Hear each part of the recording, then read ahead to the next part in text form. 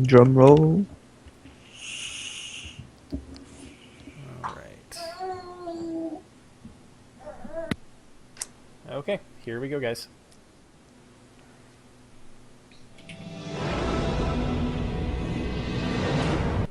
Welcome, students, to Monk Meditation, the show of monks, by monks, and for monks in the world of Warcraft. Today is September 24th, 2013. On this special episode, we are focused on the Brewmaster and joined by some noted tanks from around the world.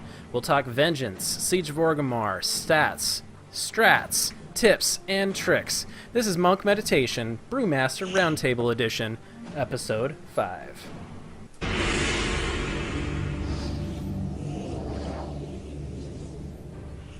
Hello to those in the dojo and all of those catching us later. We have a lot of brew to get through, so I'm going to dive right into things. My name is Chai T from Airy Peak, US, and I'll be moderating a roundtable of expert brewmaster monks from all across the world. We'll start today with one of my regular co-hosts from the Fenrir US server in waterlogged Colorado, Sunnier. Not a very apt name for what's been going on over there, but I'm glad you're safe and sound. How you doing? I'm doing great. Today was sunny, so I am happy about that. I bet you are. All right, and for this roundtable, I'm also joined by some special guests. From Ragnaros EU and keeper of the Legacy of the Brew blog, we have Valen. Thanks for joining us so late. You're welcome. And we've got a Confucian saying from Nayuki. War does not determine who is right, war determines who is left. Pretty fitting for the Siege of Orgrimmar, I think. Yes, indeed. And thanks for having me. You're welcome. Thank you. All right, and up next is someone that's been very busy with podcast appearances this week. Ven, a.k.a. That Random Geek from Drendon and Aries Peak. How are you doing? Hey, how's it going? Oh, I'm doing pretty good. How you doing today? Great. Glad to have you. I'm glad to be here. It'll be exciting to talk about Brewmasters today. Absolutely. All right, and finally, we did have another guest online. Let's see. Oh, I skipped over someone, didn't I? My bad. Next from Shattered Hand US, Crowbar X. Hey, how's it going? Not too bad. And you're with the Apophysis. Yes. Team, right? Okay. Yep. All right, we did have another guest lined up today. New developer at Simcraft in charge of Brewmasters, Captain Crunch. He may be joining us later. I don't see him on right now. And, oh, is that not what I said, Sonny? I thought I said you were on the Fenrir server. You said Fenrir, it's Fenris. Fenris. Oh, I'm mixing up my Final Fantasy and my WoW. Shame on me. Okay. Oh, that's where it comes from. Yes. All right. Well, let's get to know the host a little bit. What is your favorite Brewmaster ability out of all the different buttons you press? Let's start with Sunnier. What's yours? I love Guard. I mean, for those of you that follow my blog, I wrote a love letter to Guard on Valentine's Day because that's how much it means to me. I think it's just the perfect ability, and it's overpowered, and it saves us from so many deaths. It's the best. All right. And Valen? It's a tough one. I think it's got to have to be Purifying Brew for me. We take so much damage, and then just to shrug it off, Purifying Brew, it's got to be one of the best spells, I think. It's quite tasty, too. All right. It is indeed. Crowbar X. Especially with the tea as well. Yeah. Mine has to be Cake Smash, just because the ridiculous amounts of damage it does. It's a cleave. It's awesome. Yeah. Even after the nerf, it still hits like a truck. So. Yep. All right. And Vin? I would have to agree with Valen with the Purifying Brew. It's always good not to take damage when you don't have to, and kind of make it a little easier on the healers. Right. All right. Well, let's talk about our raiding progress in the Siege of Orgrimmar. In Storm, Earth, and Fire. All right, Storm, Earth, and Fire. I'll start off. So myself and our normal co-host Daikatsu, we were in a raid team called Rolling Thunder. We dropped back to one night a week because we feel that we're going to be in the Siege of Orgrimmar for a while. So far we've downed the first two bosses each night. We've raided twice. Last week we got Narashin down to about 21% twice, and I really dislike that enrage timer a lot. So So hopefully we'll get through that. So additionally, I lead a Monk Meditation Flex raid team on Saturdays, and both times we've managed to clear the first 2 bosses as well. Going without battle reses is really painful, but we're making it through. So last week we were wiping quite a bit on the first boss, because once one tank goes down, game over. So, all right, Sunnier, how's frustration doing? I don't even want to talk about it. Oh no. This is, our goal was to unlock heroics this week, and it didn't happen because we're stuck at Garage right now, and it's kind of embarrassing for a guild of my what was our level, but I'll take it. Whatever. Well, you'll get them down soon. All right, Valen, how's your rating going? A bit of a sore subject as well, I think. The guild that I was progressing in TOT originally disbanded right after we cleared normal. Unfortunately, I had to step in as a healer for normal siege, so I've been pretty much playing a Holy Paladin through that. So sorry for not being on my monk. But we did have a monk main tank in the guild, and he sort of kept me up to speed with it. And now I'm looking for another guild, and luckily I've found one. It's a flex raiding team. They're really good players. And I think I think it's 6 on flex. I think in the dojo they should be able to tell the exact. Too hard to keep track of the numbers. But we're going back into TOT again with them, getting some gear, doing flex, and then I think continuing until we start doing heroics again. All right, well, best of luck to you. And if Thanks, anyone's over in the EU needs an excellent monk tank, you know where to reach out to.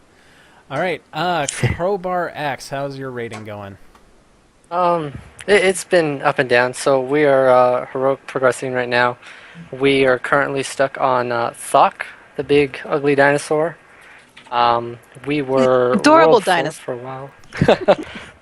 We were world 4th for a while, but when we were progressing on Galacras, we hit a bug where the doors would not open, and we lost 4.5 hours while the GMs tried to figure out what was going on. And we lost our world 4th spot, jumped down to world 24th. Ow. So it set us back quite a bit, just losing a few hours trying to go for world first. Oh, what a difference 4 hours makes, huh? Yep. All right, and Vin. Well, right now, both my raid teams that I raid with are 5 bosses down in Flex Raid, and I fill in with another one, a raid team over in Airy Peak, and we got the first 2 bosses down the first night. Still getting progression done on Drendon on the first the first boss, so we're making our way there. All right. Okay, well, let's sit back, sip some brew, and talk about some WoW news in Dizzying Haze. All right, a little light this week as we wait for BlizzCon because the news is going to be pretty slow from here on out. But the only change so far affecting monks has been a bug fix to Zhuan, allowing his lightning to hit aberration-type monsters. Oh yeah, then there was that 10% nerf that you get hit with yesterday. Oh yeah, that thing. That thing, yeah. It's the most stupidest thing ever. Oh. So how's that been affecting you guys? No, I mean I haven't raided since the nerf, but I can kind of see why at the lower levels with the Rushing Jade Wind change, the AOE has been pretty good because you're just able to set, forget, and then keg smash while it's going on. So I can see why they did it. I don't like it, but I can see why. Yeah. At least lower end rating. I don't like it. Don't like it at all. The only thing obviously the damage was a bit ridiculous, especially in heroics. And for example, like I presume there's going to be a few bosses where you can sort of break mechanics and do speed kills like Dark Animus. But the only thing I don't like about it is the amount of guards the raid gets from your statue. Because obviously the more damage you do, that's the only thing I don't like about it. Less raid guards, which means. Like how you take the selfless route. It's not that you're losing DPS, it's that the raid suffers. And Someone's got to, though, ain't they? 4-piece tier 16 may just give you more guard too, but that's beyond the point. Yeah. Yeah. That's what I think. All right, Eric, do you It think definitely you're gonna sucks for. Are you going to get seated heroic because of progression. that? I don't think we'll get seeded. For the first part of the tier, I was going with the mindset of going an all mastery build to take less damage. Slowly or quickly finding out that I need to stay full crit build to keep up with the damage of our crazy prop paladin on a full haste build. Survivability in 10 man isn't that difficult, but the 10% damage nerf does definitely hurt. Right now, especially if you're a full mastery build, you're losing a lot of damage. Yeah. All right. Well, while it is a nerf, and it's like we are kind of overpowered, but it's should bring us back in line with some of the other tanks, I think, except for those stupid paladins that keep kicking our butts. So. All right. Well, let's get into the meat of the show, the round table itself. In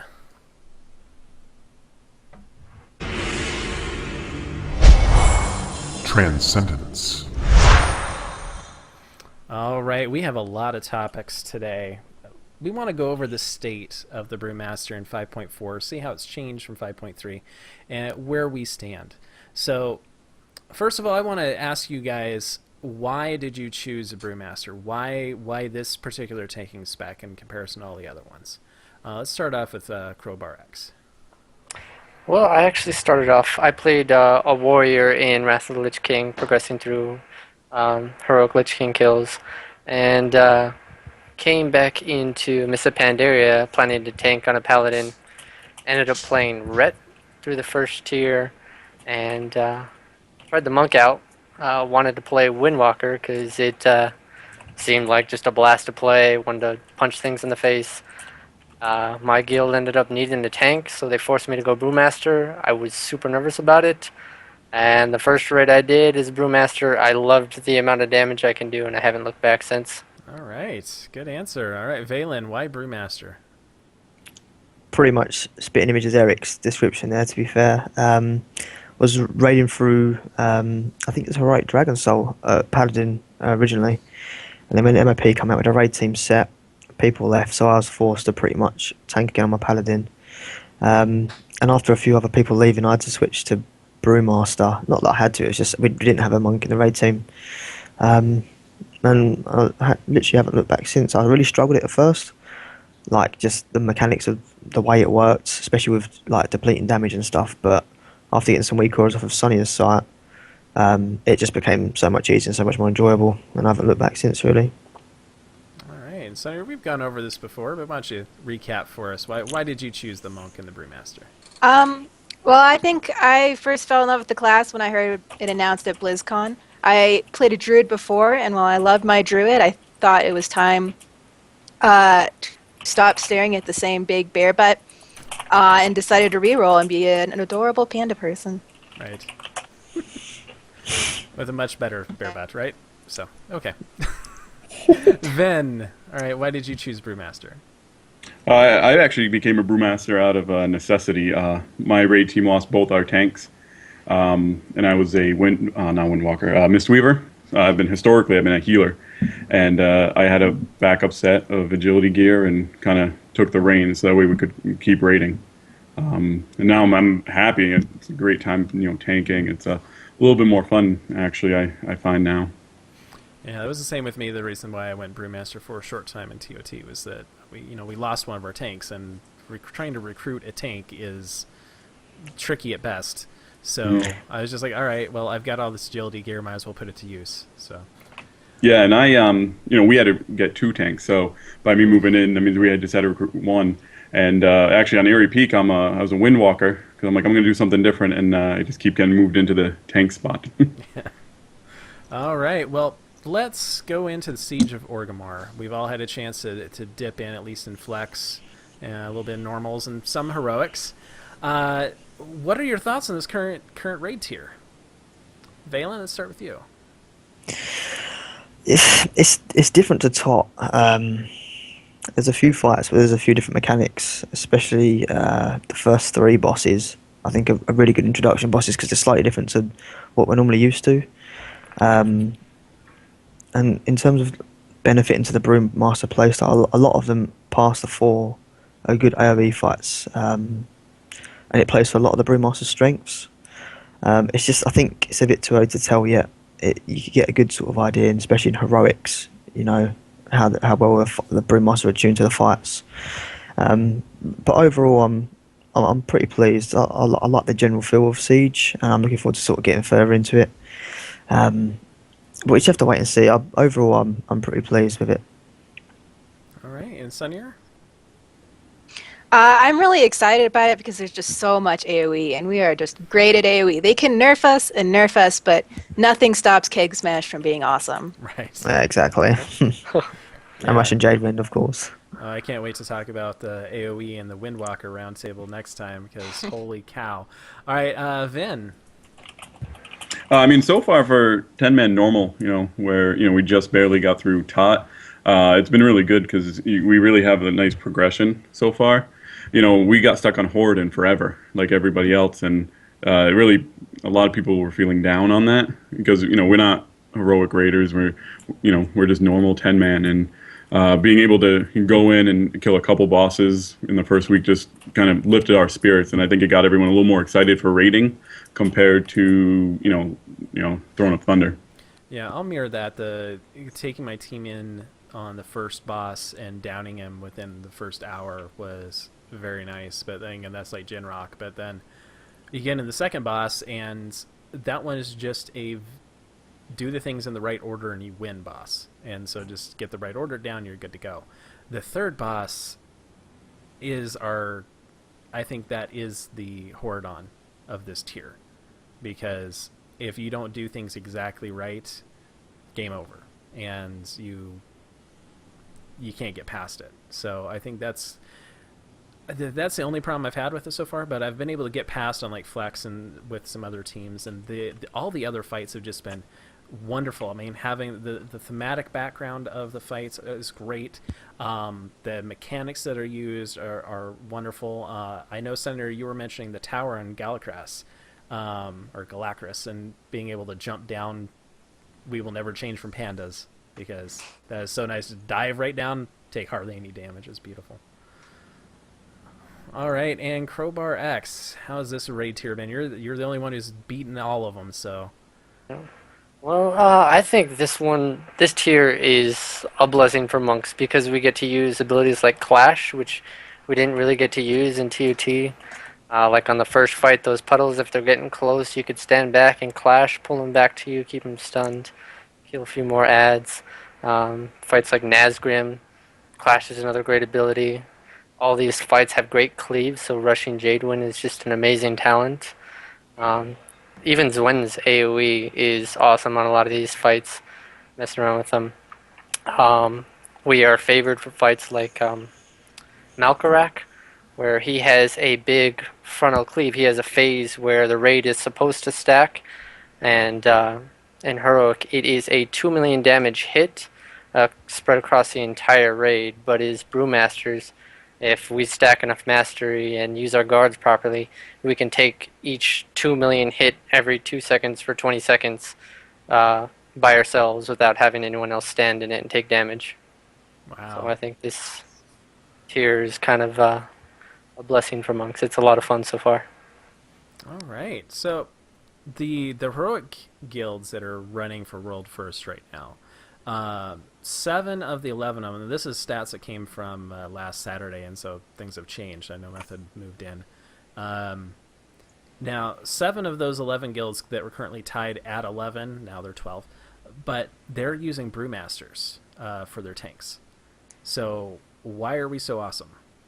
I think you went over that a little bit, Crowbar, but so this raid tier is essentially designed for monks for a lot of the fights, is what you're saying?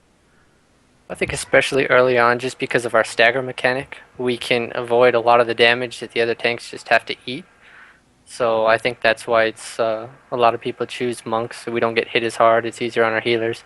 Plus, with all our damage, we end up healing the raid, so it's like bringing another healer while you have your tank that does crazy amounts of damage. Right. Anyone else have any thoughts on that?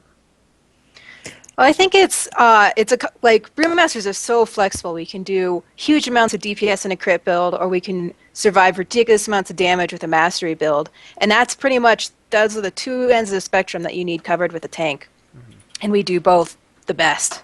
So it's hard to not bring a monk. Right. Yeah.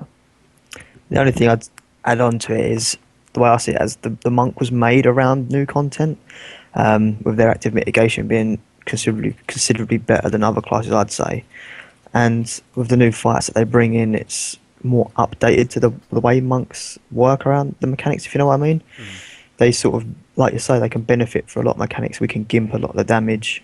And I think it's just the fact that the new raids they're bringing out are more updated to our class. That's what I'd probably presume anyway. It just feels that way. Like a lot of the class like druids and DKs, they seem a bit far back in the field compared to like paladins and monks that seem a bit more advanced. All right. Yeah.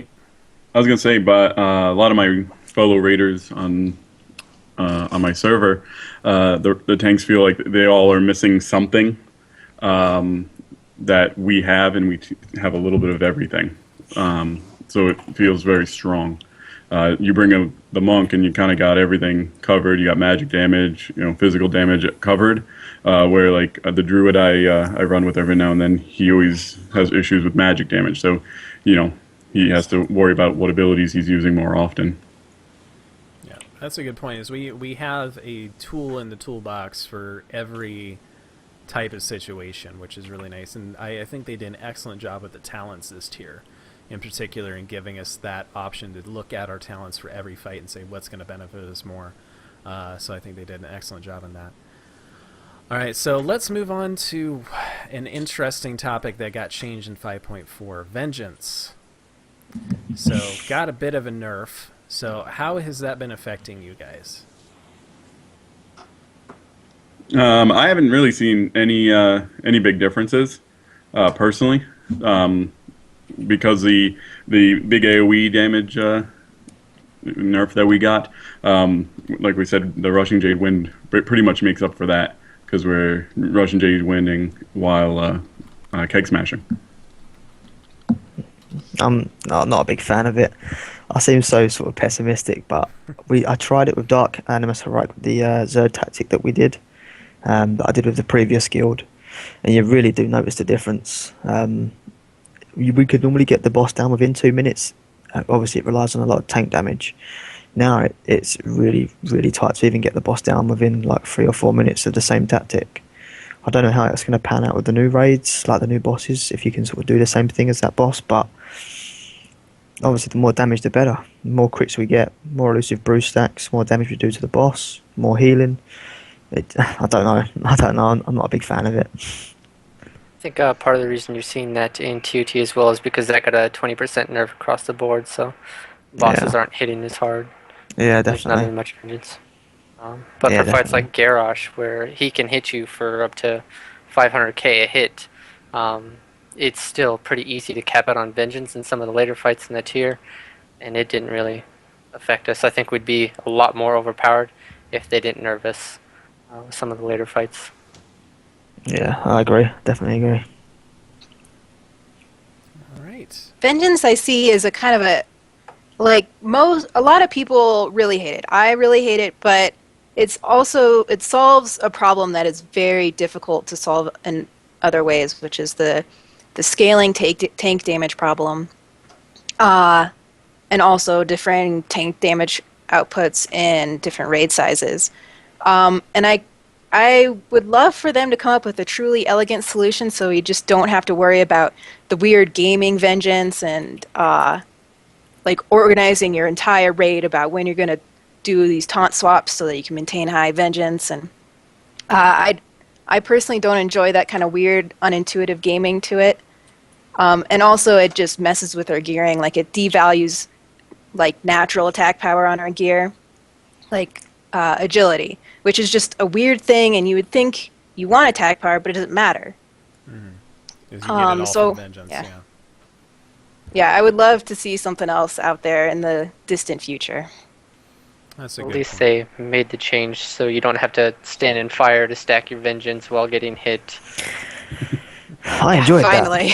that. I thought that was good. I thought that was fun. Gives your healers a bit of a challenge as well. No, it's just the same old thing. It's like just feels like TBC all over again, just taking the hits instead of doing stuff to get more damage as much. All right, well, I want to move on to a topic that just came up in the dojo, as well as was asked by at Wipe Shots on Twitter earlier in the week. So they want to talk about synergy with the other tanks in the game. So obviously, 2 Brewmasters is, of course, the best thing ever. But Of course.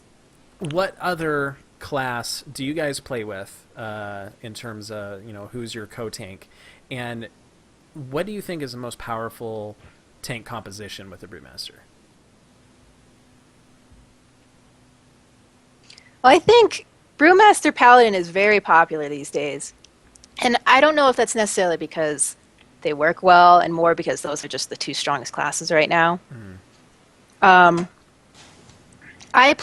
Usually I play with a Death Knight, and sometimes he plays his Paladin. And I honestly prefer it when he plays with his Paladin, just because, I don't know. Bop is I feel like awesome. we complement each other, yeah. I think a lot of it comes down to the play style and the player particularly. I think if a player can play any tank, they'll be good at it. The only tanks that I've raided with in heroic top, I know I keep going back to heroic top, but it's the closest thing I've got to at the moment. The paladins are just so powerful with hand of protections, and they're a good tank. I like their sort of, I wouldn't say synergy with monks. It's just I think they've got more utility and a lot more sort of finesse about them other tanks. But then saying that DK tanks are still pretty strong with high magic damage resistance and stuff like that. So I generally just think any tank, if a player can play the tank well, I think any tank where you see like, I think it's Method that you got Sko that rates as the prot warrior, I think. And a lot of people disregard prot warriors as not being that good, but you still see top end guilds raiding with them. So it just depends on the player, I guess. Yeah, I think that the specs are close enough where a good player can play any one of them and be still okay. Yeah, I think currently For at the sure. moment, I think the tanks as a whole, their whole unit is probably the most closest and most strongest it's been in most expansions. They're all pretty much strong and they've all got their own strengths and weaknesses, but they all complement each other pretty well, I think. I totally agree. I think it depends on the person you're playing with rather than the class they're playing. If they know how to react to your taunts or the way you're doing damage really well, it comes out a lot better than the class. Yeah, I think it's of any class. I think not just tanks, but I think if the player knows what he's doing, the player's going to be good. Yeah, I was gonna say, especially when the level that we raid in, you don't really get your choice of who you get to tank with. So it's you kind of make the best of what you got. I mean, I raid with a warrior normally, and when he first started raiding with us, his gear was a little low, and I just couldn't not pull threat from him. So, but now that they've kind of fixed that, and he's got his gear up, it's fun, just to be with the right players, Yeah, someone in the dojo just asked about druid tanks. They steal our gear, the dirty bastards. So no. Oh yeah, druid they're the tanks. worst. Yeah, no druid tanks. Yeah, they look so boring. Like, especially in dungeons and stuff, all you hear is and that's all you ever see. Like monks, they've got a look about them and they move and they dodge and like all their sort of zen sort of abilities that look really good. All they do is just swipe, smash. I Did you just get a buff it would- though? This yeah. patch? I think they did, and obviously symbiosis is really really good. If you're with a druid and you're with a prop pally, I think you get bark skin and stuff like that. Like they're good, but they're just so boring. Rather watch paint dry, to be honest. Really would. Yeah, have any of your guilds done this? I know it just got nerfed, but I know a lot of tanks were actually running the healing cloak, especially paladins with EF change. They could get the flame up on everyone in the raid and have it do the crazy overhealing, and it would just provide even more healing to the raid with the healing legendary cloak rather than the tanking one. Didn't even think about it, to be honest. Yeah. I know that just got hotfixed. They nerfed it by 75% the activation rate on it for tanks. Yeah, that's so That now they're explains making. There was tanks that now do DPS, and now there's tanks that are now healers. Basically, it's just a world of tankcraft now, I think. Jeez. Oh man. All right, let's move on to the general feel of the class. How, since 5.4 came out, has it changed? Has the feel of the Brewmaster changed from when Mists of Pandaria first came out and you guys started tanking up through Siege of Orgrimmar in 5.4? How has it progressed, especially from 5.3 to 5.4? Is the overall feel different? I find from the beginning to the end, I find our scaling with different stats to be fascinating. Like at the beginning, we most classes, but with us, we had very low crit, we had very low mastery, very low haste, and we're just barely trying to meet our caps anyway. And that gameplay is very much like you have to time your elusive brew perfectly because you only have so many stacks. Whereas now we're at the other end where we just always have elusive brew up. But instead we're getting hit a lot harder, so we also have to use purifying brew a lot more than we did early on in the tier. And I think there's been a definite change in the gameplay in the last year, I guess. Yeah, I'd have to agree 100%. I thought it was the monk that we had before he left in MSV. It looked difficult to play a monk. If there was a very, very small margin of error. If you made a mistake, you paid for the mistake. Now, the way gear scales with the new content, you can get away with losing a few stacks for your elusive brew because then you're going to have a huge power guard to back you for it.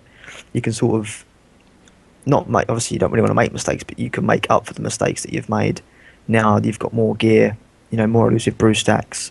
You can take more damage, and obviously as content progresses and the expansion progresses, people are going to get better. There's going to be new sites, new guides. More people follow it, come out of these weak auras, and I think it's at the moment I think they're really, really solid, and I think they'll probably only get better during the expansion, and hopefully next expansion continue to be just as dominant, really. I like the changes that we've come across, at least from 5.3 to 5.4, especially with the rushing Jadewind change, allowing us to actively mitigate while doing ridiculous AoE. Whereas before, if we had to continually spam spinning crank kick, we'd really have to watch our stagger and not end up getting killed while trying to maintain some AoE. And I think it adds a whole new element to monks in 5.4. I mean, I just started tanking beginning of Throne of Thunder, so I feel like it hasn't changed too much for me. But we're just like I said, just getting through Throne of Thunder last week and a half ago. So I've been learning a little bit more as I go. But it feels pretty solid. All right. So with those of you that have looked into your loot tables, as I'm sure most of you have, which trinkets are you guys really looking forward to, or really want to get in Siege?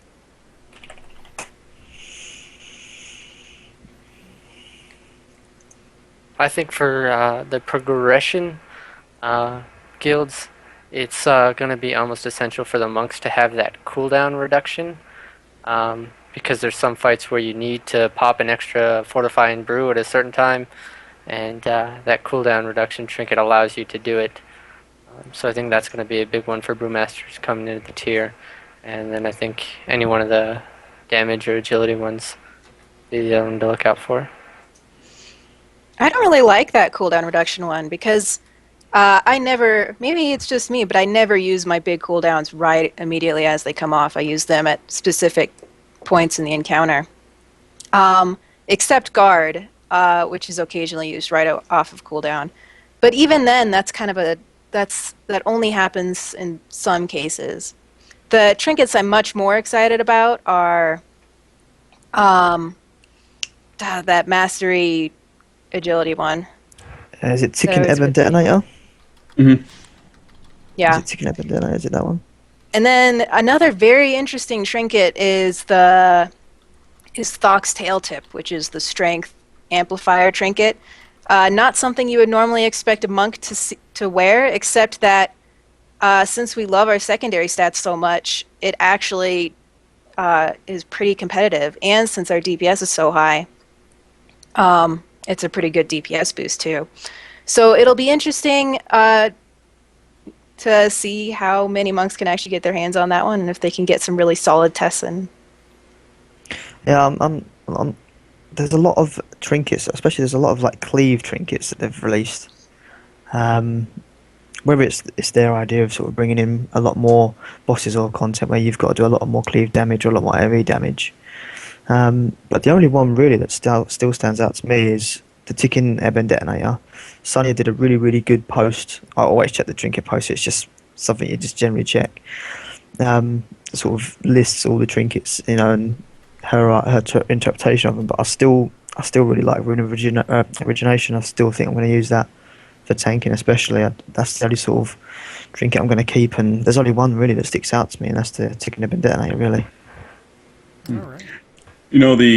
I was kind of disappointed with the Juggernaut's focusing crystal that it gives dodge, because obviously we don't use dodge, but the converting 2.65% of the damage to healing would help out, like, some of the lower geared 10 mans, just to help out the healers, but at the same time dodge really doesn't do anything for us. Can you Yeah, especially with. You can reforge out of the dodge, but it's the Ticking heard- Heaven Detonator is a yeah. little better. I've heard that trinket is actually pretty good when you have a lot of vengeance. So you're doing a lot of DPS, and those heals can actually be pretty significant. Someone showed me logs where they had like 15% of their healing was from that trinket. So probably another thing to keep your eye out for. Yeah, especially for the encounters that are going to be like Dark Animus, where you need the extra healing. Obviously, with so much vengeance you're going to be getting, especially with Chi Wave or the new Chi Burst. I reckon that'd be really well, especially if it stacks with vengeance as high as it does. I think that'd be really good. All right. So I know you have some big feelings about this next topic, Sunnier, because you were yelling at your co-tank on Twitter. Legendary Cloak. Do you go with the DPS or do you go with the tanking one?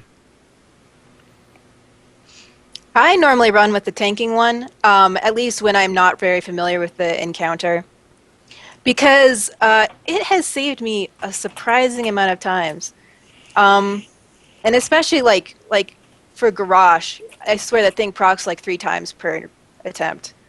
It's I really am liking that effect, and it's more useful than I imagined it would be. But then again, for farm content, when it's not going to proc, then it is very worthless. And at that point, I do equip my DPS Legendary Cloak. And that does a lot of damage. I was very, very surprised to see, even as a Windwalker, it pulls 6 or 7% of my DPS. So As a Windwalker, it's going to be different. Yeah, Your they proc nerfed rate it is for different. Brewmasters. I think they nerfed it by 20%. I think it was the proc rate. So they're trying to push you guys more into using the Yeah. tank one. Yeah, Yep. it does feel like that way, and I don't mind the tanky one. I actually haven't got mine yet. Been really unlucky with drops, and obviously with the guild folding. But I think for progression wise, I'd probably play the safe bet and pick the original tanking one, and then when I feel comfortable, like Tot was, when you feel more comfortable with doing more damage and your healers can heal you better, that's when I'll probably switch out to the DPS one if I can. If you can have two, can you have two? Yep. Yeah, you can. You Yeah. can actually have all three. 3. You can get the Oh man, healing one, the DPS one, and the tanking one. I'll take the healing one too and just run around stacking vengeance as Takes a well. lot of bloody money for it, though, but there you are. They did the Yeah, I same mean- thing with a metagem too. Like the metagem I was testing with the DPS one, it was like 0.2% of my damage doing our siege clear. So I ended up switching to the tanking one, and that 20% reduction pops all the time. And DPS cloak was about 2% of my damage because I don't have that much haste. But our paladin tank that I tank with still runs the DPS cloak, and the DPS cloak is 12% of his damage on most fights, just because he has the haste to kind of back it up. So that might be an interesting tactic later on, us to stack more haste to get procs of the cloak. Yeah, Yeah, and speaking of the legendary gems too, I'm really loving the changes they made to that tanking gem because it is up. You can almost rely on it being up when you need it to, and that's really powerful. I actually haven't tried the tanky meta at all since I've been able to get the metagens. I've always just stuck to the DPS because I just feel comfortable with it. Yeah, I Like mean, it's a need to get it. we basically you're using the legendary, or I'm using the legendary as another DPS cooldown. Especially on the Mercius fight with the corrosive blast. It lets you take one more corrosive blast if something happens to the other tank. So you could, theoretically, you could almost take 3 or 4 of them with our cooldowns in a row. It'd be rough, obviously. With the And the increased vengeance. and the Yeah. vengeance. So if needed, we can take them pretty consistently during the Mercius fight, and I'm assuming fights later on it'll work out as that similar. Would you recommend me personally going for the tanking mode just to test it in Siege, or stick to the DPS one? What would you recommend? Personally, I like to stick to the tanking. Anything tanking, just because Mm. um, I'm not like I said, I'm not heroic raider, so I really whatever helps the rest of the raid the most. And right now, the damage doesn't help the raid. We have some pretty good DPSers. Our healers are great too, but as long as I stay alive, we can get the fights down. Okay. All That's right. pretty much exactly how I feel on that as well. I Mm, don't I don't feel like I'm a DPS. My right. DPS are doing perfectly fine. In Flex, we're doing perfectly fine. Mm. And I don't even haven't felt the need to switch yet. even when obviously the DPS metagen was better for a while there, I still used the tanking one just as a just in case situation. It's a bit of a safety net. It's the same with the cloak, I think. If you want to play it safe, you go for the original tanking one. But with the way Brewmaster is, it's very damage orientated, and then obviously Vengeance in scales with it. So Yeah, I and think the I was just gonna say. Oh, now I lost my thought. You can go ahead. the taking cloak definitely helps out a lot, especially in some of the later encounters in Siege. Um, like if you end up screwing up on Malkarak and don't have a active mitigation up for a 2 million hit, that cloak will save you for one of those hits. Um, but another interesting thing is, like I was mentioning earlier, the healing legendary might be another option for us, just because if we're topped off, we have a bunch of vengeance, we get a big chi wave on ourselves, all that extra healing can go to the raid as overhealing, and if you're get yeah very good. 500k heals across everyone, it helps. Chi Burst has been buffed like crazy. That thing is awesome now. I use that on a number of fights now. I love it. All right, let's move on to some tips and tricks for casual brewmasters. At Omega HTY on Twitter asked for some of you expert brewmasters to give your tips and tricks for the casual and how to gear, how to stat changes, talents, etc. I I think. mean, Go ahead. I mean, as a casual player myself, I know right off the bat, I kind of stuck to what is it the mastery build, to really make sure I stay alive, like I said, and kind of work your way towards the more, crit orientated build with haste, because it just helped us progress early on. For me, being able to purify brew a lot of the damage that was coming out there.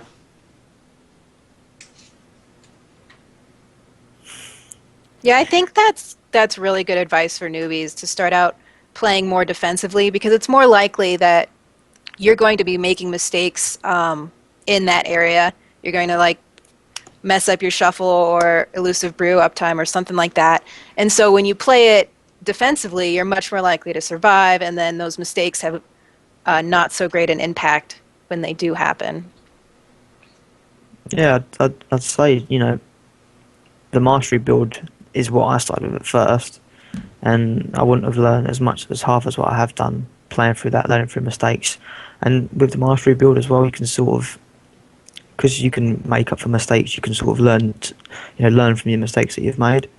So then when you move on to sort of a more crit orientated build where you do more damage, you've got to be more careful where you're standing and stuff.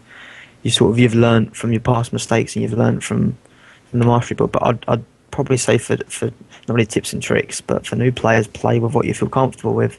There's two totally different sides to playing the Brewmaster, and I think just play whatever you feel comfortable with. And obviously, just Reforged Light's been my sort of godsend, really. As a lot of raiders, it's been really good. Not many sort of people either know of it, or people that are just getting into raiding and getting used to all the new add-ons. Reforged Light's really good. It sort of optimizes your gear similar to what you want. So you don't have to worry about reforges so much. It's always good to know what you're reforging into, but just check up online for add-ons and such, especially for tanking, vengeance trackers and omen, stuff like that. One other kind of hint I would really give people is when you're looking at your talents, use passives at first, so you're not adding extra buttons, and then slowly put the other abilities in there. So, for example, use healing elixirs early on when you're getting used to it, and then move into like the dampen harm and the diffuse magics, unless the fight really needs it. If you have less buttons to begin and you slowly get them in there, then you're more likely to remember you have them than if you just have a whole bunch of buttons and you don't know what to do with them. Because if you don't use the buttons, then you're wasting the talent. No, I completely agree. I think kind of mastery is the way to go at first. And one great thing they added in 5.4 is the proving grounds. And if you actually go inside there, they have a little reforge dude or repair dude. They have a guy that sells you food. So if you want to step in, you say, I don't know what to do with my monk, I'm nervous about tanking, definitely hit up proving grounds. You can try your different builds on the fly. It's like, okay, I got to wave 8 the first time using the mastery build, and that didn't work because I didn't do enough damage. Well, let me try the crit build. You can go reforge, try it again, and see how far you get. It'll let you become more comfortable with your class without having to worry about letting anyone down, I guess. Right. Yeah, the proving grounds is a good tip to get in there and try these things out before you actually step into the raid. All right, so another question from Twitter at Ironforged asked, "How do you survive AOE packs?" God. Guard and stun. Fire breath's brilliant Yeah. for AoE packs. Just try not to take as much damage. I mean, you've got so much CC for AoE, and monks are made for AoE damage. Rushing Jade Wind, and you've got, your Fire Brew. Fire Brew? I finally. Fire Breath, Fire. Leg Sweep. Like, there's so much to mitigate as much damage as you can. Use them well. Use them wisely. Don't use them on 2 mobs. Use them on 4. Save big cooldowns if you know you're going to pull a load of mobs. That's what I'd suggest. One mistake that I see all the time when I happen to be in a group with another monk is that they open up with Spinning Crane Kick or Breath of Fire, which you should not do. You need to open up. You need to get Shuffle up as soon as possible. That's your number 1 priority. So if that means Kick Smash and then Shuffle, which is usually the case, that's what you got to do. And you have to save those other 2 abilities, Spinning Crane Kick and Breath of Fire, for when your Shuffle has a good uptime, or you have a stun out, or something like that. So don't worry so much about getting threat out, because Kick Smash is going to do more than you need. Just focus on getting your active mitigation up. Yeah, I'd 100% agree with that. I mean, I have to be careful, pulling the AoE packs all the time away from the other tanks. So I always have my either Ring of Peace or Leg Sweep ready to give my healers a second to get me back up if I'm dipping low. Yeah, the stuns are really good. Like, as Sonia said, you want to keep your Shuffle up. But if there's a moment where you haven't got that luxury or that time to quickly get one in, your stuns are there, you build your chi up, you apply Shuffle. Shuffle is pretty much your back foot in defense. You wouldn't have your Paladin tank running, tanking AoE mobs without your shield on. So yeah, I mean, as soon as you can fit Shuffles in, do it. It's your main way of defense, reducing damage. So Yeah, it's one of the bad parts about the change to Rushing Jade Wind is that used to be how it opened for AoE exactly, packs. yeah, you Jade applied and the Shuffle up. Shuffle. Yeah. But now we have Chi Brew, which is probably even better at you get both Elusive Brew and Shuffle up if you're fast. So Yeah, great that talent. Elusive Brew change it is very, very strong. And then the Rushing Jade Wind lasts for 5 seconds. You can always pop that before you run in and Keg Smash if you're worried about threat. Grab all the aggro, get your Shuffle up. You might want to take a look at the Breath of Fire glyph too for a lot of the AoE packs. Just to disorient them, they'll stop hitting you for a while, let you get more Shuffle up. Oh yeah, that glyph is fantastic in 5-mans. I love it. Yeah, I was gonna say, I think there's a few mobs in challenge modes it doesn't work, but for 5-mans and gearing up, it's really, really good because you can Fire Breath, Leg Sweep, or Ring of Peace, whatever you've got. You can pretty much control pretty much most of the sort of small pack fights. All right. So at Magdalena DK What's the DK doing here? They're asking about how monks are. One way to gear the monk is the offensive build. So offensive gearing for a defensive benefit. Is that something that should be extended to other tanking specs in the game? That's probably why the DK is asking. Aren't they the mothers of offensive tanking, anyways? So should that be expanded, or should that just be done away with? I would prefer more defensive stats myself. Running with my team, there's a lot of competition for any agility trinkets. Leather gear. We have a rogue. There are times where I'm, with a druid. So there's a lot of competition for that gear, I feel like. And if they were a little more defensive, I think I'd be able to get a little more gear. We're not killing as many bosses, so I feel like I lose too much gear to the other people that can use it, personally. Yeah, now that we share gear and trinkets with the feral druids or guardian druids, it seems like they could move that way. They could move to having defensive stuff. Because back then, when it was the guardian druid was the only agility leather, where they didn't have dodge and whatnot, that having having trinkets that were the agility trinkets and not, because the only place they put dodge now is the strength stamina dodge trinkets. And so I think they could actually move that way now that there are actually two classes using that gearing method. Yeah, I sort of miss the old my experience with TBC and Wrath of the Lich King as a prot pally and a prot warrior is you had a lot more caps. You had your block cap, was it block cap? And you had like an avoidance cap as well or something like that. It was a defensive cap, right? If I remember. Yeah, you became Make you uncrittable. uncrittable. Yeah, like that aspect of the game, they've sort of made it a bit more easier in terms of, especially for a monk where you've got, a lot of it's more damage orientated. And obviously you compete with obviously enhanced shamans, hunters, rogues, feral druids and guardians. I sort of miss that aspect of getting all the stuff to sort of make you not take as much damage instead of doing more damage, if you know what I mean. Mm-hmm. That's the sort of aspects that I really miss. A lot of people mention it to me on my blog, and a lot of people spoke about it online. You see it in trade a few times, but I think the old defensive way of playing, I do prefer it. I do miss it. It was a lot different to just more DPS gear. It's going to affect your survival, do more damage. I do kind of miss the old school tanking feel. Yeah, and I totally agree.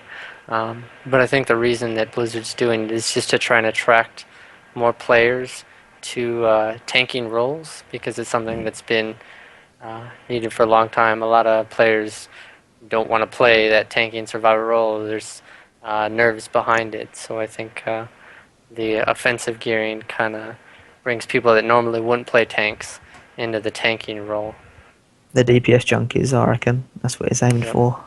Yeah, I mean, more damage. You also it's almost like monks are trying to get away from the the Holy Trinity. You can DPS and heal, DPS and survive, or you can just straight DPS. So it's almost like they're using us almost as like a test for something else. It would be so bad, but we're just so good at it. That's the problem.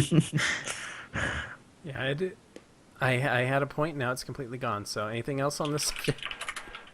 Well, I wanted to add that I find offensive stats interesting, not necessarily because of the offensive portion, but because they all have secondary effects. So crit, the secondary effect, or the primary effect is obviously your attacks crit more. The secondary effect is that you get elusive brew procs. And you feel kind of like you get a lot of reward for that stat. Whereas something like parry, it's just parry, unless some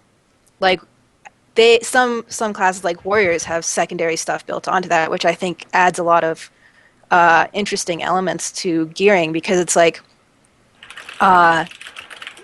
just whenever you gear one stat, you want to feel kind of special figuring that, not just you got the base vanilla flavor, but you got some toppings on top. I think that's it's an interesting part of just like game design. Mm-hmm. Yeah, what I was going to say is I like what Eric said in regards to bringing more people into the fold, because when I switched to tanking in TOT, it was I go to the Reforge guy and Reforge, and hey, I'm good for tanking because I'm already a Windwalker. I'm already got the gear. Whereas if you had the defensive stuff, then you'd have to go and get complete new gear set, or at least new trinkets, new, all these different things. Whereas now you can just kind of switch, which was nice. That's one thing I really liked about being a feral druid back in Wrath and Cataclysm, was that you could go from feral to guardian really easy. And so that is one benefit of having it this way. So should that be pushed to paladins and warriors and whatnot, should we get rid of the parry and things like that and allow them to use their DPS gear as tanks? I think I was just going to say, what I would prefer to see is kind of what they did with not the paladins, the DKs and warriors in the last patch, where they, their parry, when their parry abilities, they get crit for that.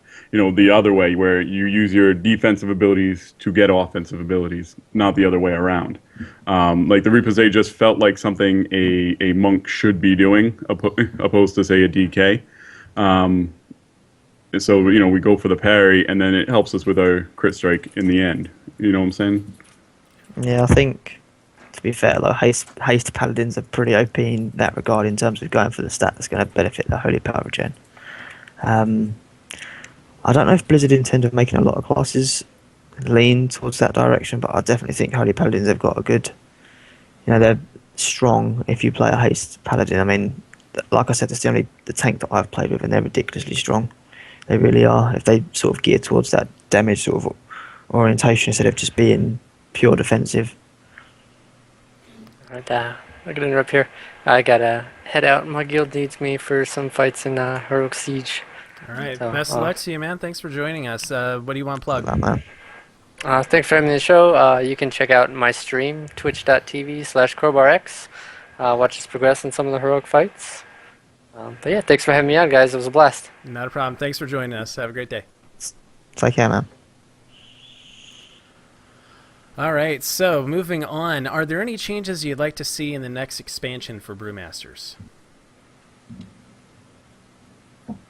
I would none like that to I see can think of. Oh, better, go ahead. I'd like to see better smoothing of, I don't know what the term would be, but I feel like once we get to the end of the expansion, our stats kind of lose meaning just because we have so much. Like you can go mastery and you still have a ton of crit, and it's almost like the choice kind of feels like it has less meaning. And since this is an MMO, the choice is supposed to be the big thing. But that's kind of a small nitpick. I think the same thing, to be honest. I think leading up to the next expansion, or what I'd like to see is, I think, just a refinement. Like, I like the idea of the different sort of like gearing, mastery and crit. And I think it'd be really good if they could sort of implement a way to sort of show their benefits more from mastery and then crit. So people have a choice instead of people being sort of forced to play crit because their gear's better. Like, there could be a way where if you want to play mastery, you play mastery. If you want to play crit, you play crit. A lot of the high-end like monks, I think Gondlum raids for Midwinter. I think he swears by just going for DPS crit. A lot of us other monks do, but I think it'd be nice if next expansion there's sort of a mix of play styles. But that's just me. I like a bit of change. All right. Well, some discussions have been going around on the topic of ability bloat, and that's only going to get worse as we get to the next expansion. So, are there any abilities that used to be on the chopping block for Brewmasters? We're obviously in a better spot than most classes just because we're brand new. Mm-hmm. I think we still have a handful of abilities that we use very rarely, but still sort of require keybind space, like paralysis. Something you use occasionally, like once in a blue moon, but you need to use it fast when you do gotta use it. Yeah. I think it's We the same with also Clash have, as well. yeah, like in this tier, Clash has been really useful, but man, the previous 2 tiers, we just never used it. So it kind of depends Exactly. on if they continue this trend of how they're designing encounters. Yeah, I mean, I think the only boss that I used it primarily on was Horadon, especially on Heroic with the ads doing so much damage and getting to the ads and stunning them. But and then obviously in this tier it's a lot better 'cause there's a lot more ads. But it's not one of them spells that I need. If they got rid of it, I could live without it. And that's pretty much the only spell I could think of. Yeah, and it does fill the niches that we already have covered very well. Like we already have roll, we already have transcendence. Like what do we really need a third or fourth mobility ability? So I wonder if Blizzard's thinking about that. Are there any Yeah, abilities you because think could be integrated into the class, such as the Ox statue? Instead of having to place that down, just have that be integrated into the class. I think the statues give a feel to the class, to that class. I like having that statue. I like having to place it. Why don't Windwalkers get one then? No, I'm kidding. They should. Well, they did have one, and they took it away. One think- thing I would like to see is like the ox statue have something that kind of benefits us a little bit. Myself, I wouldn't mind seeing that. It had definitely benefits by helping out the raid as a whole, but I'd like to see getting something out of it. I also think a bit of a random one. I just thought of it actually. You got the protection Paladin's Guardian. I think it reduces their damage. I think if Exuan had that same sort of effect, as well as doing DPS, and now with the taunt bar, if it could reduce your damage intake, I think that'd be quite good. But then it could be really OP with Guard and then Fortifying Brew. But just an idea. Yeah, I think another one that could be gotten rid of, or not really gotten rid of, but integrated into the class to have automatic happen is Purifying Brew. That's just I like using that. I know it's nice to use it in a situation, but it's really for the most part until you start getting into heroic type stuff where you have to really pay attention to it situationally. It is once it gets too high, you hit it. Yeah, I mean, Have it. But there's happen. still a lot of decision making happening because it's like you don't always have the chi to use it. Sometimes you have to use that chi on to keep shuffle up. Sometimes you have to use that chi on guard. Like I like that decision making process that it requires. yeah, But- especially on. Oh, yeah. go on, carry on. But speaking of active mitigation, I think shuffle, it's in a weird spot where it's pretty much always up. It adds complexity to our rotation simply because it's something that has to eat our resources. But it feels kind of weird that we have a buff that we always need to maintain when most other tanking classes have moved away from that. Yeah, like druids and I think it's druids and warriors. They've got their shield block or whatever they use, where when they know they're going to take damage, it's like our elusive brew, but they've constantly got the free charges, so that they can have it up endlessly. I think it'd be nice to see if they did something different with shuffle. If it had charges, that could be a good thing. But Or with the purifying brew, instead of more time, you get more ability. Like you get more Yeah. dodge. Because, Yeah. like you said, it's like once you get it up, whether you have 1 second of it left or 20 seconds of it left, it's the same amount of dodge. So it's kind of Yeah. like maybe that would be an ability that could be integrated or changed, I think. yeah. And what you were saying about the purifying brew, I like that you can use it, especially in heroic dark animus. When you do the Zerg tactic, you're constantly using it. I think if you just did that sort of boss in that sort of way, you run in there, take all the damage, not worrying about reducing the damage you take, it would just make it a bit more easier. I like that complexity, and I like knowing when you should use it and you should use it instead of it's going to be there anyway, or do it itself. Right. Okay. All right. So, what are your thoughts on glyphs? Do we need more useful ones or required ones? That was a question from Marshall back in Sunyear's comments. I think our glyphs, we have, I have my 3 glyphs that I always use if I have nothing else to use, which is Zen meditation, enduring spheres, and that new one that procs another healing sphere when you get Fortuitous low. Spheres. Fortuitous spheres. And those 3, none of them is really game breaking. Well, I think enduring spheres is kind of like the best thing ever, but none of them's required. But I think that's okay that none of them's are required Because then, like, when a fight comes in where you need, like, Glyph of Guard, you don't feel bad for dropping any of them or something like that. Yeah, I think it would take the sort of feel of playing the class you want if you have to have that glyph. Um, I like the fact that we don't have to have it. There's not that cookie cutter, way of having your glyphs. I do wish there was a bit more of a variety, something that would benefit more damage mitigation. Like I'm looking at it now, I couldn't remember which ones I took, but the only ones I'm really running with currently is the Fire Breath one and the Fortifying Brew. The others, like the new Sphere one, I can't remember its name, and Spinning Crane Kick, and you can just switch them out. I like that. I don't really think they should have a go-to glyph like a lot of classes do have. Yeah, I think we have the opportunity to have more glyphs. Because the problem is that we're sharing it between 3 very different specs. And so they don't get shared very much. You have Brewmaster ones, Windwalker ones, and Mistweaver ones, and a few of them that kind of spread around. But I think that we have the ability for Brewmaster in particular to have more options, because I know whenever I spec Brewmaster, it's like I've got 4 or 5 I can choose from that are any good. So it's I think there's room for growth there. You know what glyph I would love to see is something that removes the cleave effect from Keg Smash. Because it's like it's pretty rare that messes things up, but when it does, it's very painful because it means like there's some fights where you can't use, or I know there's some achievements where you just can't use Keg Smash because you can't kill ads, and that's really frustrating. And I think I'd really like a way to turn that off for the rare times that I turn it into a need dizzying haze instead of a Keg Smash ability type thing. Just make it single target.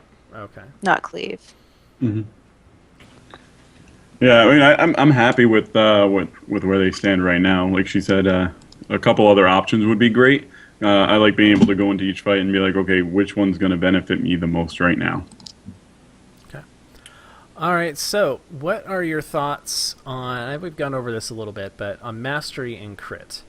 Those are 2 different builds, but where do you think that goes from here? Well, I'm currently a Mastery Crit hybrid. Both those stats are very close for me, which I'm enjoying quite a bit because things in Siege of Orgrimmar can hit very hard. Like Garrosh he can 2-shot you. So I'm kind of liking that compromise in 10-man. I can't really speak for 25-man though. A lot of 25-man guilds the monks are really heavy on just flat out mastery, which does make sense, I think. Yeah, I mean, I would like to be able to, get enough gear so I could have bolters ready depending on the boss. I like we've said before, we like having the option. It can take, for me, can take quite a bit amount of gold to switch between the 2. And some bosses, I really feel like I need more mitigation than others. Absolutely. Okay, I'm just checking with the dojo to see if they have any final questions, because that's it for the roundtable. And if you have any further questions for these guys, you can hit them on Twitter, and we'll go over that a little bit later. All right, so let's now talk about the monk community at the Peak of Serenity. With Zen Pilgrimage. All right. Well, while this is a Brewmaster show, I do want to point out a blog that was sent to us by a listener for Mistweavers. It's bestmonk.eu. So it's a fairly new blog, but it breaks down some of the issues that Mistweavers are having and where they're strongest, and actually shows them math, not just relying solely on feel. And this is hosted by @RE_glitch_ on Twitter. So keep up the good work on that. We do appreciate it. All right. As for the screenshot contest, last episode we said send in a screenshot, and unfortunately the dojo did not respond. So we did not have any responses. So I'm thinking, with your blessing, Valen, since you're the one who provided this. The Tabard of the Flame goes to someone in the dojo tonight. What do you think? Yeah, sounds good to me. It is a shame that nobody posted any pictures, but then again, people are probably really busy with the new raid, and especially I was. But yeah, no, that's fun. That's fine with me. You know me, I've given away a few things. Yeah, there's a lot of stuff going on 5.4. I don't blame them. So, all right, Yeah. everyone who wants the Tabard of the Flame, this is a loot card from the now defunct WoW TCG. Go ahead and post in the chat room. Whatever you want to say. Let's see. Valen. Type Valen. Can I type myself? Yes, go for it. Give it to yourself. All right, wait for it to come in. Wait for the lag. I can. Have I got my thing there? No, I was going to get the book and just show it, but it's all over there. Okay, I'm pointing my finger. Give it in 3. You could do a slash. Oh no, I was going to say slash roll, but that's not going to work in there, is it? It's not going to work in there. All right, it goes to Narcosis. Narcosis, congratulations. I will PM you the code. I see that you have a Twitch profile, so I'll send that to you via Twitch. All right, congratulations. All right, we also have a Brewmaster to give away, but we will save that for the next episode. I imagine a lot of you have the Brewmaster Monk already, but we'll figure out something for that. So let's move on to the shout-outs. So I want to give a shout-out to the Converted podcast. That's a podcast about the Convert to Raid Guild on Airy Peak. They've had me on before, but they had me on again this last week to talk about 5.4. I went over Proving Grounds and discussed that with them, so thanks a lot to you guys for having me on there. Shout out to Summer Sal and Bell Schnickel for having me on. I love that name. Yeah, I know. All Bell right. Schnickel. Valen, do you have any shout-outs to give? Yeah, well, considering I'm not going to get this opportunity much more again. The guild's been going absolutely crazy in the chat. They're really, really good. They're a good laugh. They really like human players. So for Brofesco, Drakas, Waya, Immorta, Acanthus, Rayon, Raddig, and especially to Naoki and Daikatsu. Hopefully one day in the future, talk to them on a podcast, and to Air, of course. But primarily just a shout out to you guys. You've done a hell of a lot of work. Not that you might not know it. My blog's doing so much better since the very first podcast, and since Sonia posted my blog on her blog website. So I just want to really just say thanks, really, just for sort of helping me out. It's sort of pushing me to do more so on my blog. I may not be doing so much more heroic raiding stuff. So who knows if I get a guild or not, but I just want to say thanks for pretty much just letting me take part in the podcast, sharing my blog, and benefiting all the new monks out there, really. You're absolutely welcome. It's been a pleasure to it's been awesome, man. highlight I'm a your big blog. fan. Oh, thanks, I'm a man. big fan. I think you're more a big fan of Sunnier'sArtofWar.com. Sunnier, do you have any shout-outs? Well, I'd like to give a shout out to my guildmate that came and listened to me, Crimson Chaos. He's our healer. And I also want to give a shout out to Captain Crunch. Even though he couldn't make it, he's been helping me out a lot these past few weeks with everything from computer issues to Brewmaster Theorycraft. So I really appreciate all the time he spent on me. Yeah, he's a very nice person. He caught me on BattleNet, and we were chatting quite a bit on Monday. So he's very humble and very happy to help out and talk. I'm sorry we couldn't get him on here, but he is the SimCraft new dev for Brewmasters. So if you use simulationcraft.com, that's going to be your guy who's going to be updating the Brewmaster. So shout out to him. I think the monk community in general has just been really, really good. Been playing for like 6 years, 7 years. I forget the exact number, but this is the first time in that amount of time that I've sort of felt a part of the community. Mm-hmm.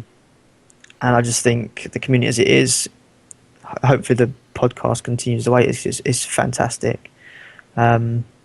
Just for people to keep sending in feedback to everybody, getting people's blogs out there.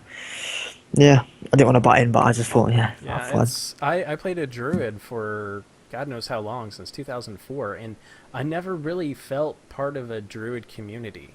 No. I started the monk thing, and there is a community out here, and I love it. So, as Naoyuki just said in the dojo, monk power. Love it. Hashtag. All right, so Vin, you got any shout outs? Yeah, my Guild Inconceivable over on Drendon US, flexing with the repair bots on Airy Peak, and to my wife for giving up her TV time so we could record, and getting my 5-month-old to bed so we didn't have a crying baby this whole time. Oh, thank you. We appreciate that. All right. Let's go into the 5-star reviews on iTunes. So it is definitely time to get our furry butts out of here. So Darmo from Earthen Ring US, home of AIE. Awesome podcast for the monk types. Keep up the good work. I will be watching and waiting for the next ones. All right, we got another one coming out, so hope you enjoy it. So please rate us on iTunes, subscribe on YouTube, or on twitch.tv. I want to thank everyone for listening. You can watch us live in 2 weeks, Tuesday, October 8th at 5 p.m. Pacific for our Windwalker Roundtable. The next one after that on October, should be 22nd, would be the Mistweaver Roundtable. You can also catch us after the fact at iTunes, Stitcher, Twitch.tv, or monkmeditation.com, where you can buy the hosts a cup of Mana tea for bringing you the best monk discussion on the interwebs. Now, this isn't just our podcast. We want it to be yours as well, so let us know where to find you. Twitch, Twitter, in-game, wherever else. Help us prove the monk community is the greatest community in the world of Warcraft. Reach out to us individually or email the show at monkmeditation@gmail.com. You can reach the hosts of the show on Twitter. You can follow Chai T at WowMonk, Naoyuki at Naoyuki_CTR, Air at AirMonk, Daikatsu at DaikatsuCTR, and Sunnier at SunnierBear and Sunnier'sArtOfWar.com. You can find today's guests. Vin, you can catch him at Geek of Random, Crowbar at, Eric Lovato, Captain Crunch at Captain Crunch with the K for Captain and C for Crunch, and Valen at Valen EU. Also, any websites you guys want to toss out there?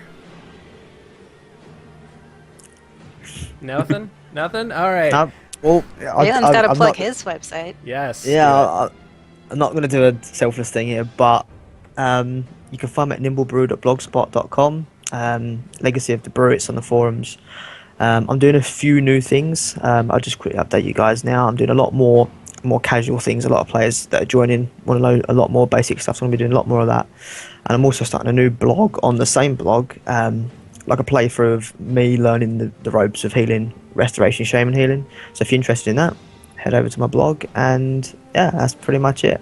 All right. Well, monk meditation. Oh, go ahead, Ak. Oh, I was just going to say, you can also come see me at thatrandomgeek.com soon. We're putting out our new podcast starting next week, so Chai Teas should be a part of it at some point. Yeah, I'm looking forward to it.